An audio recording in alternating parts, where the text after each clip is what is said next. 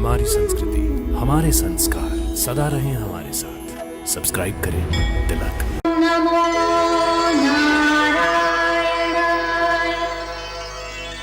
ओम नमो नारायणाय।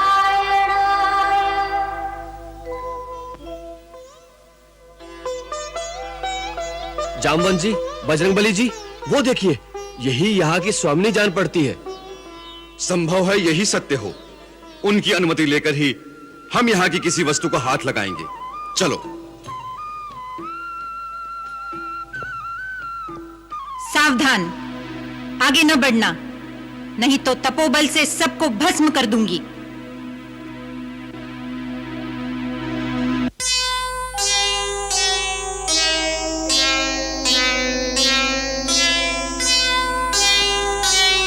ओह, हनुमान, जामवंत, नील, नल, अंगद, किष्किंधा का वीर वानर दल।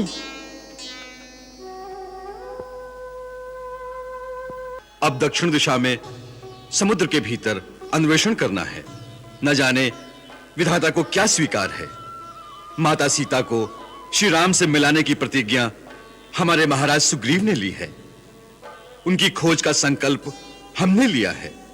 यदि इसे पूरा नहीं कर सकेंगे तो इन्हीं वनों में हम सब अपने प्राण विसर्जन कर देंगे।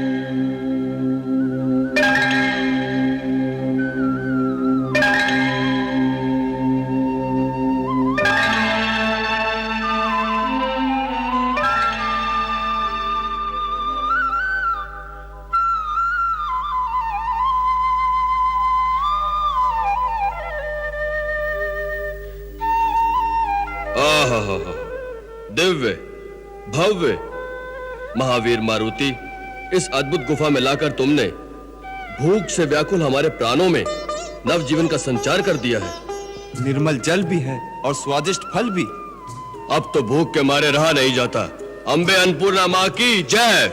ठहरो ठहरो, भूख और प्यास की तुम्हारी व्याकुलता को मैं भली भांति समझ रहा हूं, परंतु हर एक चमकने वाली वस्तु सोना नहीं होती। यह अद्भुत चमत्कार पूर्ण स्थल कोई माया भी हो सकती है या कोई दैवी संपत्ति भी।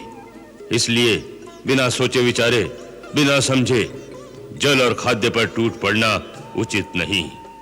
जामवंत जी ठीक कह रहे हैं। उतावलेपन का परिणाम प्रतिकूल भी हो सकता है। परंतु इस हरे भरे समृद्ध स्थल पर कोई ऐसा व्यक्ति नजर ही नहीं आता जिससे अनुमति लेकर भूख प्यास से हमारे व्याकुल साथी प्राण रक्षा कर सके। इसीलिए तो और अधिक आशंका हो रही है युवराज अंगद। प्रकृति की हर प्रकार की प्राणदायिनी संपदाओं से भरपूर ये स्थल निर्जन क्यों है? ओम नमो नारायणाय। ओम नमो नारायणाय। ओम नमो नारायणाय।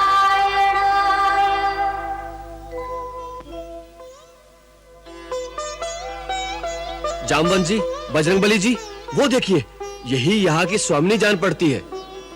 संभव है यही सत्य हो। उनकी अनुमति लेकर ही हम यहाँ की किसी वस्तु को हाथ लगाएंगे। चलो।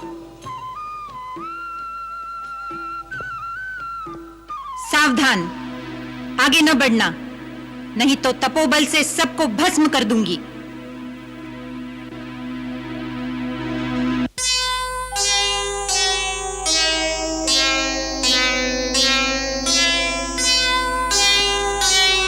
ओ, हनुमान, जामवंत, नील, नल, अंगद, किष्किंधा का वीर वानर दल।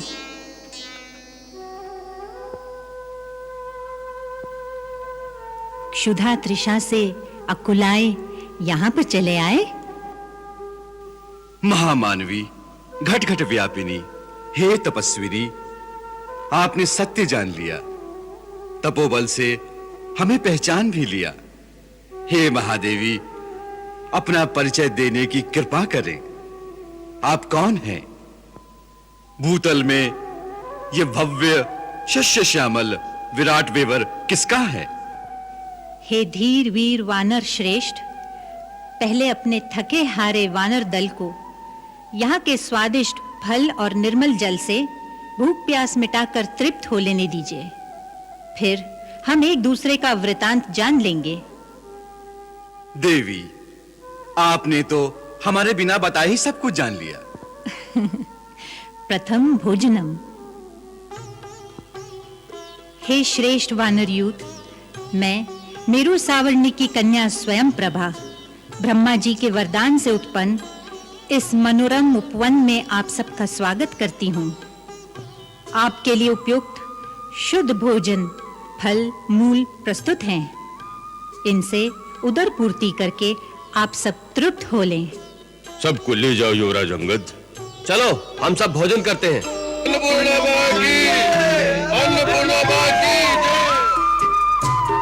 धन्यवाद देवी। आप दोनों को भूख प्यास नहीं सताती?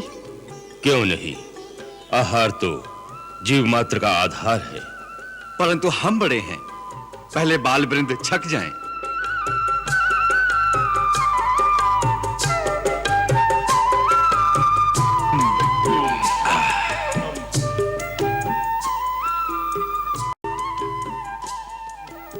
हे वानर श्रेष्ठ हनुमान, वृक्षराज जामवंत, मेरा नाम स्वयं प्रभा। माया विशारद महातेजस्वी मैंने अपनी माया के प्रभाव से इस समूचे स्वर्ण में सुरम्य वन का निर्माण किया था। दानवराज में हेमा नाम की एक अप्सरा पर आसक्त हो गया। देवेश्वर इंद्र ने अपने वज्र से दानवराज में को मार भगाया। तत्पश्चात ब्रह्मा जी ने ये भूतल में स्थित दिव्य विवर हेमा को दे दिया। हेमा ने इस स्थान की रक्षा का भार मुझे सौंप दिया। इस दुर्गम स्थान पर आने का साहस कोई नहीं कर सकता और आने पर कोई जीवित नहीं लौट सकता। किंतु तुम्हारे आगमन का उद्देश्य अत्यंत उत्तम श्रेष्ठतम है। श्री राम प्रभु की सेवा करने वाले को कोई विघ्न बाधा आ ही नहीं सकती।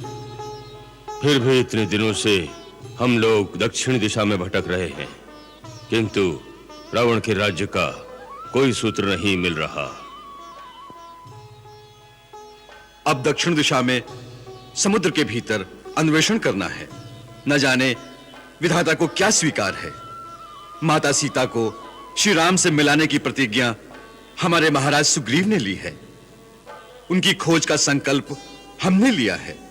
यदि इसे पूरा नहीं कर सकेंगे तो इन्हीं वनों में हम सब अपने प्राण विसर्जन कर देंगे।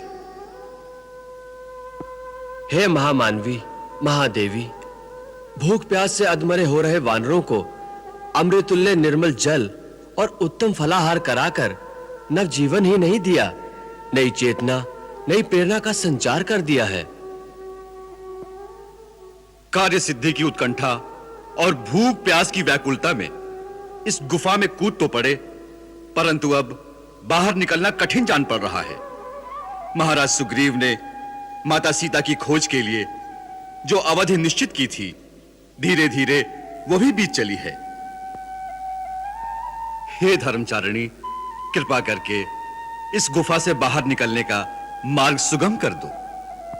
हे श्रेष्ठ वानर दल, श्री राम के कार्य के प्रति तुम्हारी समर्पण भावना, तुम्हारा उत्साह उद्वेग देखकर मैं अत्यंत प्रसन्न हूं। मैं देवी सीता तक पहुंचाने में आप सबकी मदद करूंगी। माता, क्या आप सत्य कह रही हैं? हाँ वत्स, अब सब अपनी आंखें मूंद लो।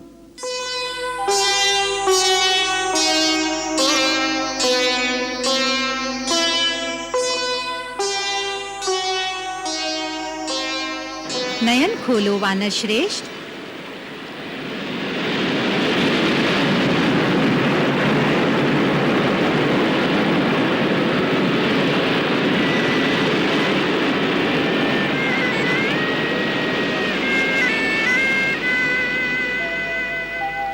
गरज रह्यो गंभीर ये सिंधु अपार अथाह, पाछे फिरे तो मृत्यु है, आगे दुर्गम राह। मैं तुम्हें महासागर के तट तक ले आई हूं। यहाँ से देवी सीता तक पहुंचने के लिए तुम्हें महासागर पार करना होगा, तब तुम्हें सीता का कुछ पता लगेगा। भगवान तुम्हारा ये अभियान सफल करे। अब मुझे बद्रिकाश्रम जाना है। कल्याणमस्तु।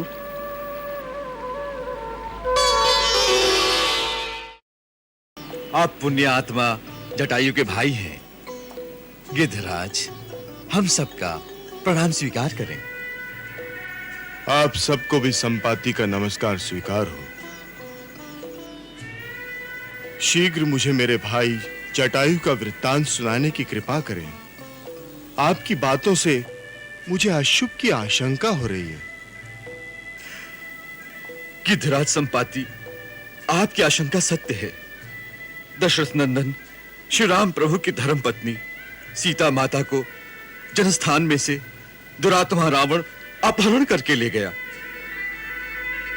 माता का आर्तनाद सुनकर जटायु ने रावण से छुड़ाने के लिए बड़े साहस और वीरता से संघर्ष किया, और उसी आतताई के हाथों वीर जटायु वीर गति को प्राप्त हुए।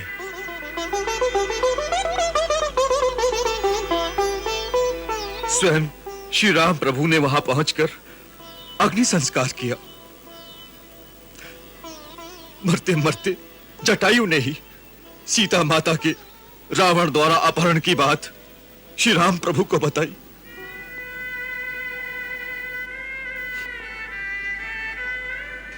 अनुज, हाँ जटायु, मेरे भाई, क्या यही हृदय विदारक समाचार सुनने के लिए मैं आज तक जीता रहा?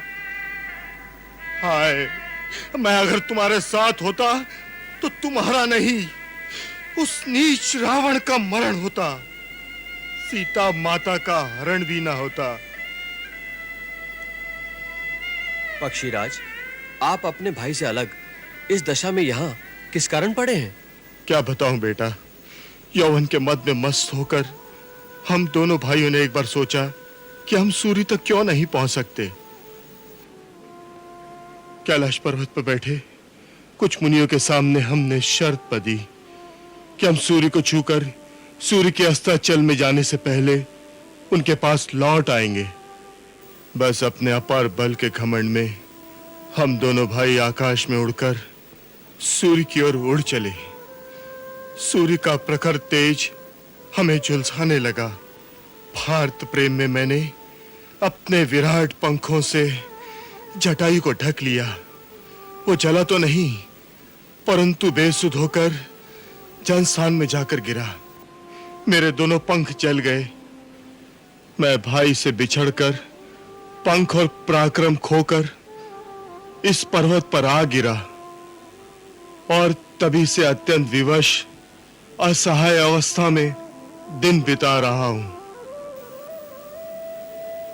यहां से बैठे बैठे एक दिन मैंने भी देखा था कि दुष्ट आत्मा रावण एक रूपवती तरणी को अपने विमान पर बलपूर्वक ले जा रहा था। मेरा अनुमान है वो अवश्य ही दशरथ नंदन श्री राम की भार्या होंगी।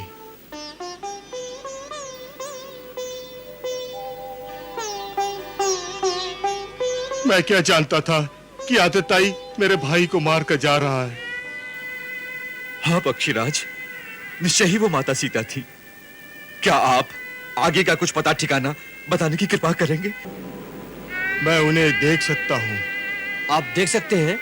क्योंकि गिद्ध की दृष्टि अपार होती है। आप देख सकते हैं तो कृपा करके बताइए वो कहाँ है?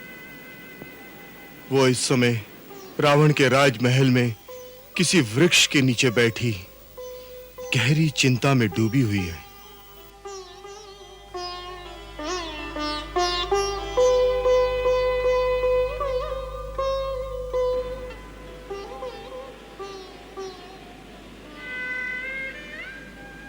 परंतु दुख की बात यह है कि मेरी जर्जर अवस्था और पंखहीन होने की विवशता के कारण मैं ना तो अपने भाई की मृत्यु का बदला ले सकता हूं और ना ही आपकी कोई मदद कर सकता हूं। केवल बता सकता हूं। हम वहां कैसे पहुंचेंगे? 400 कोस के इस विशाल महासागर के पार त्रिकुट पर्वत पर सोने की भव्य नगरी लंका बसी हुई है। वही दंभी रावण का राज है। वही सीता को ले गया है वहां। जो अपनी बुद्धि और बल से इस 100 योजन के अपार अथाह महासागर को लांघ सकेगा, वही इस कार्य को संपन्न कर सकेगा। जाओ वीर वानरों, अपनी युक्ति और अपनी शक्ति से काम लो।